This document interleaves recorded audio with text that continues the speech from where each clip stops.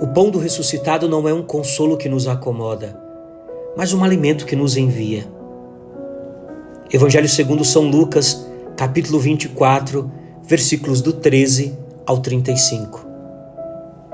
Meus irmãos e minhas irmãs, hoje nessa liturgia da quarta-feira, na oitava de Páscoa, nós somos convidados a entrar no caminho com dois personagens muito próximos de nós. Os dois discípulos a caminho de Emaús. Eles representam todos os que caminham cabisbaixos, decepcionados, com o coração ferido por esperanças frustradas. A cena nos é muito familiar. Os dois discípulos esperavam algo de Deus e ele parece ter silenciado. E é aí, justamente aí, que começa o milagre do encontro com o ressuscitado. São Lucas nos diz que Jesus em pessoa se aproximou e caminhava com eles. O verbo usado aqui para a expressão caminhar com, no grego bíblico é senodeuo. E literalmente nós podemos traduzir como acompanhar no caminho. Veja, a presença de Jesus é discreta, não é uma presença invasiva, é uma presença transformadora. Ele caminha com, não à frente, respeitando o tempo, a dor e a dúvida. A ressurreição de Jesus não é apresentada como um evento espetacular e visível, mas como um mistério relacional. Jesus se revela na escuta, na palavra, no gesto e, sobretudo, na partilha.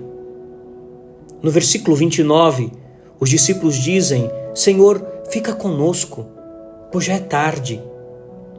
A palavra em grego utilizada aqui é meinon, o imperativo do verbo menon, que significa permanecer, estabelecer uma união íntima, morada. É o mesmo verbo usado por Jesus no Evangelho segundo São João, no capítulo 15, quando ele diz: permanecei em mim e eu permanecerei em vós. Nota que a ressurreição, ela exige permanência, exige comunhão, exige intimidade.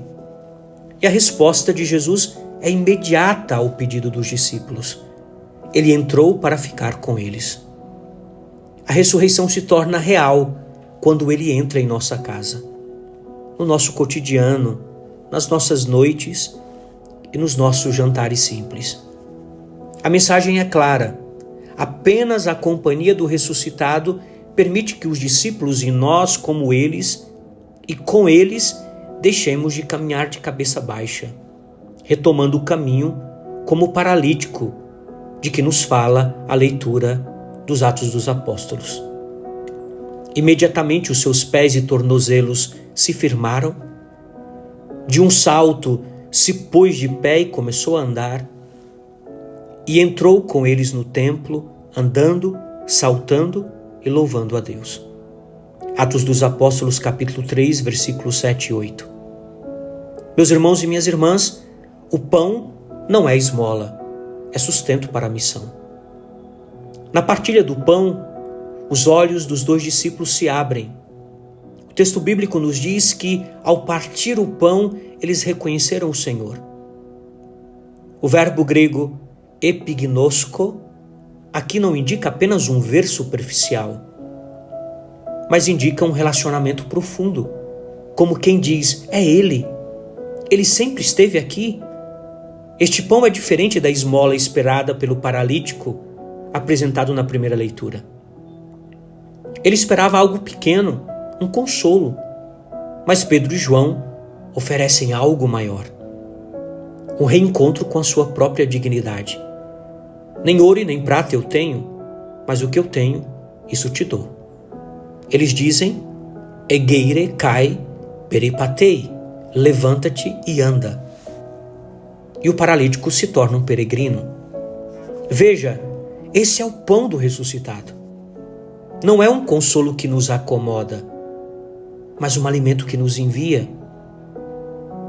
Ele nos põe de pé, como colocou de pé o paralítico. Esse pão da vida, ele nos faz sair de Emaús e voltar a Jerusalém com ardor no coração, para que esse paralítico volte a andar e até assaltar.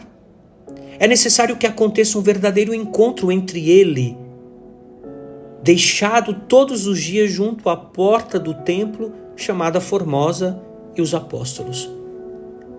Pedro e João não se contentam em dar-lhe uma esmola de longe e seguir seu caminho para o templo, onde esperavam encontrar o Altíssimo.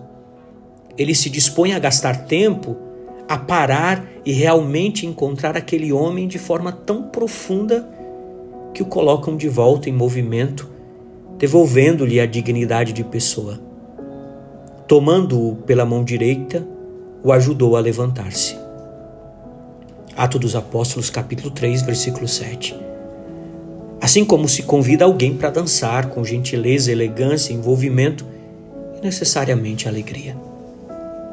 Meus irmãos e minhas irmãs, na longa narrativa do Evangelho de Emaús, notamos que antes de reconhecê-lo no pão, os discípulos o experimentaram nas Escrituras. Não ardia o nosso coração quando ele nos falava pelo caminho e nos explicava as Escrituras? A palavra aqui, do grego, vai significar queimar, inflamar. O arder o coração tem esse significado, kaieto, ou kaiô, queimar, inflamar. O coração arde quando a palavra é proclamada com sentido pascal.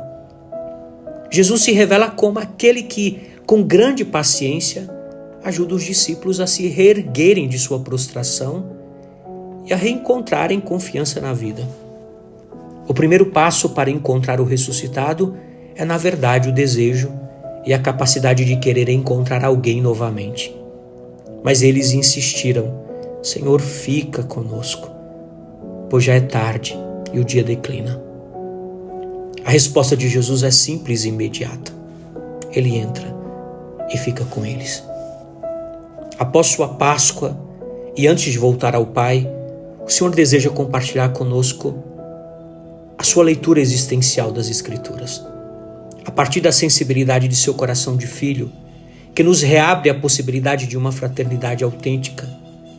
As últimas palavras do Evangelho evocam o pão, mas não como algo para nos acomodar, e sim como alimento para o caminho, como aconteceu com o paralítico à Porta Formosa, como aconteceu com os discípulos que de cabisbaixos voltam a caminhar com alegria, renovados e cheios de entusiasmos. Um entusiasmo reencontrado. O Evangelho não termina com descanso, mas com movimento. Os discípulos se levantam imediatamente e voltam a Jerusalém, assim como o paralítico que entra no templo. Andando, saltando e louvando a Deus, os discípulos se tornam testemunhas em movimento. Ousadamente, nós podemos dizer que o nome de Jesus é pão. Não o pão da acomodação, mas o pão da estrada. Ele é o pão do caminho, dado a todos os que desejam recomeçar, se erguer e viver novamente. Porque Ele vive. Ele ressuscitou. Aleluia. Uma santa quarta-feira, na 8ª de Páscoa para você e sua família. Paz e misericórdia.